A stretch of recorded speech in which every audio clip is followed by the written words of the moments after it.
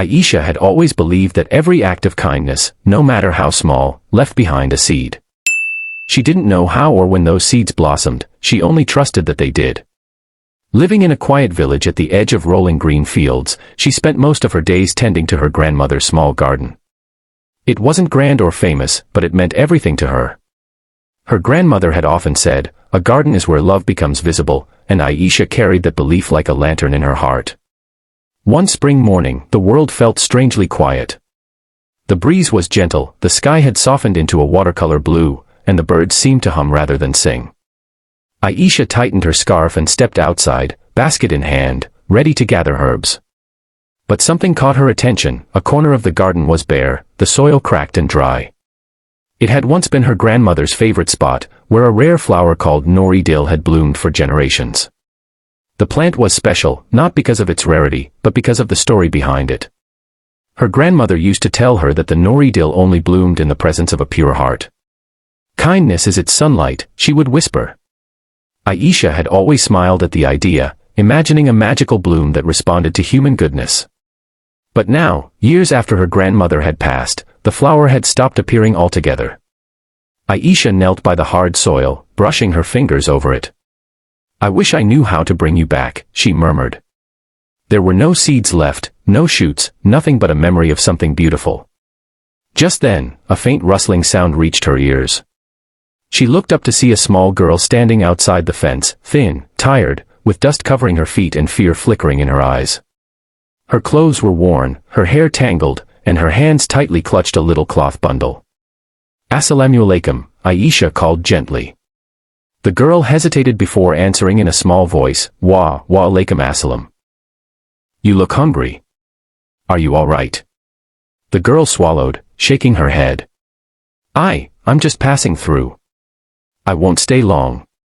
Aisha sensed the worry beneath her words. Someone must have frightened her recently. She opened the garden gate and motioned kindly. "Come sit. You can rest. I won't ask anything you don't want to tell." The girl stepped inside slowly, like a startled sparrow unsure whether the offered hand was safe. Aisha brought her water and a piece of fresh bread. The child ate as if she hadn't tasted food in days. "What is your name?" Aisha asked softly. "Safa," the girl replied, still cautious. "Where are your parents?" Safa lowered her gaze. I don't know anymore. Things happened. People ran. I got separated." Aisha's heart tightened. She didn't press further, but she placed a comforting hand over Safa's. "You can rest here until we find a way to help you."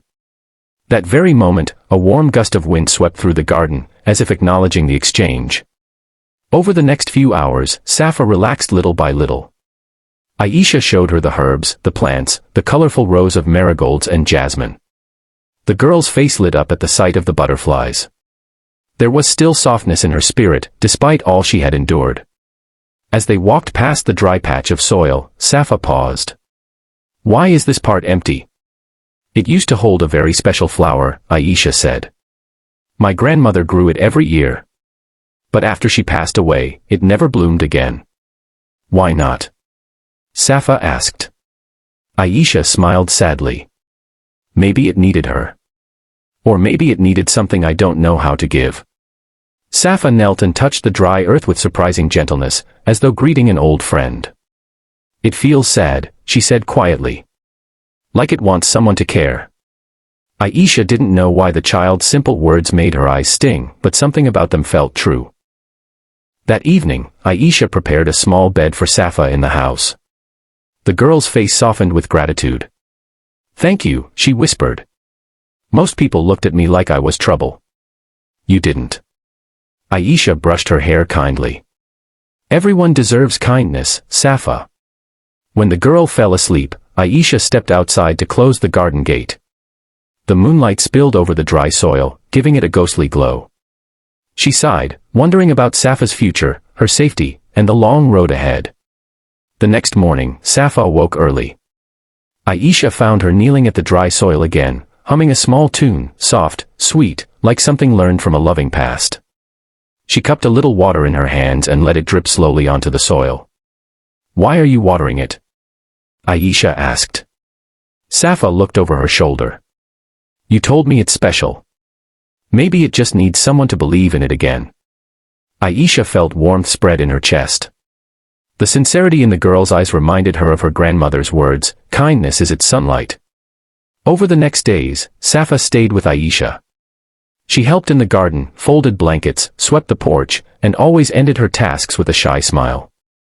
Though she had suffered more than most children her age, she offered kindness without hesitation. Aisha realized that the little girl had a gift. She held no bitterness, no anger, only hope. One afternoon, Aisha returned from the market to find Safa and her neighbor, Uncle Rahim, laughing together. The old man, who rarely smiled, was handing Safa a bowl of dates. You've made a friend, Aisha teased. Safa grinned. He's nice. He said I remind him of his granddaughter. Rahim nodded. The child brings light with her, he said. Your home feels happier since she arrived. As Aisha watched Safa bounce around the garden, she felt the truth of his words. Safa had brought warmth and laughter that the house hadn't known in years. But it was that night, under a sky decorated with stars, that something extraordinary happened. Aisha woke to a sound, soft, like a faint chime. She wrapped her shawl around herself and stepped outside.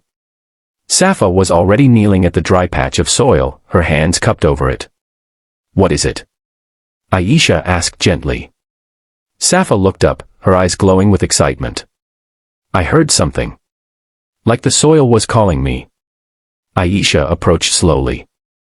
Then she froze. A single green shoot had broken through the ground. Her breath caught. It was small, delicate, trembling slightly in the night air, but unmistakably alive. It wasn't there this afternoon, Aisha whispered. How? Safa gently touched the new sprout. Maybe it felt your grandmother's love. Or maybe it felt ours. Aisha knelt beside her, tears gathering. I tried everything. Water, fertilizer, prayer. Nothing worked. Safa smiled softly. Maybe it needed kindness. Real kindness. Aisha looked at the girl, this lost, wandering child who carried a heart far bigger than her fragile frame. She realized that Safa's presence had stirred something in the world around them. Perhaps in the soil too. In the following days, the sprout grew taller. Its leaves unfurled like tiny green wings. The villagers, curious about the sudden growth, began visiting more often. They brought small gifts for Safa, bread, rice, little scarves. She had unintentionally softened the community with her gentle nature. And every day, Safa continued to care for the sprout. She sang to it, whispered to it, and sat beside it as though it were a friend. One morning, Aisha woke to the sound of Safa's delighted scream, not a frightened one, but the sound of pure joy. It bloomed, she shouted. Aisha, come quickly. Aisha rushed outside. There it was, a breathtaking flower glowing with soft golden petals that seemed to hold sunlight within them. The nori dill had returned. Aisha covered her mouth. Her grandmother's voice seemed alive again in her memory, kindness is its sunlight. Safa gently traced the edge of a petal. It's the most beautiful thing I've ever seen. Aisha knelt beside her and hugged her tightly. Safa, you brought it back. You brought something back to this home that I thought I'd lost forever. The villagers gathered, marveling at the bloom. Many believed it to be a miracle, a sign of hope. But Aisha knew the truth, the flower hadn't bloomed because of magic. It had bloomed because a little girl, despite her pain, had offered kindness to the world without expecting anything in return. And the world had responded. In the days that followed, Aisha worked with the village elders to locate Safa's family. It took time and patience, but finally, they found a distant relative living in a nearby town, a kind woman who had been searching desperately for her. When the time came for Safa to leave, the little girl hugged Aisha tightly, tears wetting her shoulder. You gave me a home, she whispered. You gave me love. Aisha's voice trembled as she replied, you gave me something too, my dear. You brought life back to this house, to this garden, to me. Safa touched the blooming flower gently. As long as this flower grows, your kindness will always grow too. Aisha stroked her hair. And wherever you go, Safa, kindness will follow you. You are a light.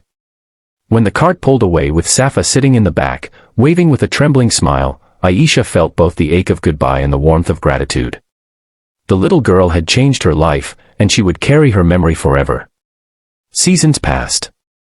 The nori dill continued to bloom every year, brighter than ever before. People from neighboring villages came to see it, calling it the flower that bloomed from kindness. Aisha would tell them the story of a child who had lost everything yet still had enough love left to revive a dying flower. And every year on the anniversary of the first bloom, a letter would arrive for Aisha. Simple, heartfelt letters written in a child's careful handwriting. Each one ended the same way. Thank you for showing me that kindness makes everything bloom.